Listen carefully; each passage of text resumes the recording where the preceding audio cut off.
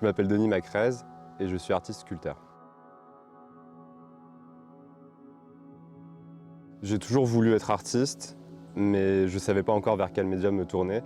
La sculpture, c'est venu naturellement pendant mes études et ensuite la pierre, c'est venu après mes études. Je me suis tourné vers la sculpture plutôt parce que j'avais une forme d'aisance à manipuler la matière. Je suis venu à travailler le modelage, à travailler la céramique et ensuite la pierre. Moi, j'ai commencé avec la pierre calcaire, donc la même pierre qu'on travaille ici à la résidence. Et ce qui est super avec cette pierre, c'est qu'elle est très tendre, donc on peut facilement arriver à tailler des volumes importants et faire des assemblages aussi comme par exemple le projet que je suis en train de faire dans le cadre de la résidence. Cette matière, elle offre quand même beaucoup de liberté. Moi, personnellement, elle m'a beaucoup marqué parce que c'est la première pierre que j'ai taillée, c'était du calcaire. Ça a été un peu une révélation aussi de travailler avec cette pierre-là. Et elle me fascine sous plein d'aspects. Toutes les possibilités formelles qu'elle offre et en même temps son origine, sédimentaire, les fossiles qu'il y a à l'intérieur. Et rien que de connaître en fait l'origine de la pierre, je trouve ça déjà fascinant. De manière générale, en fait, je vais m'inspirer de formes de la nature. Je vais observer par exemple une carapace d'insecte, comment est-ce que ça se structure, et je vais essayer de les reproduire après, sans chercher à être dans l'exactitude, mais en tout cas m'inspirer de motifs naturels.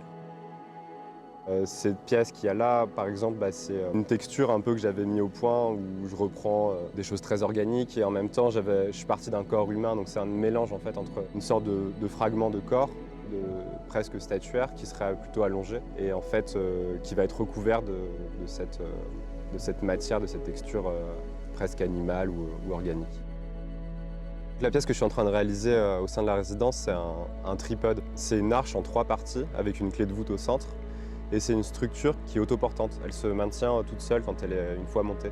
Moi, j'ai voulu créer une pièce qui sera à la fois une architecture et en même temps une sculpture.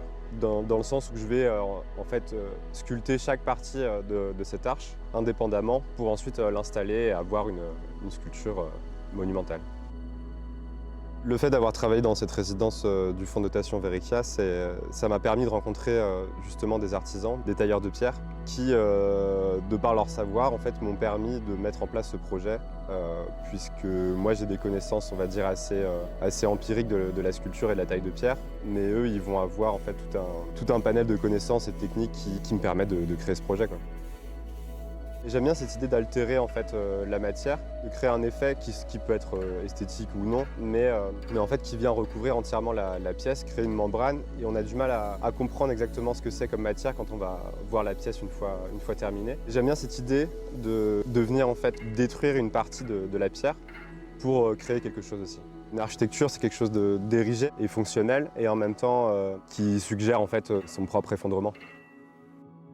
Je pense que je vais continuer à travailler la pierre pendant un bon bout de temps. C'est possible que je travaille d'autres techniques comme la céramique qui parfois revient dans mon travail, mais que je trouve quand même assez proche du travail de la pierre, puisqu'on arrive à une forme minérale solide à la fin.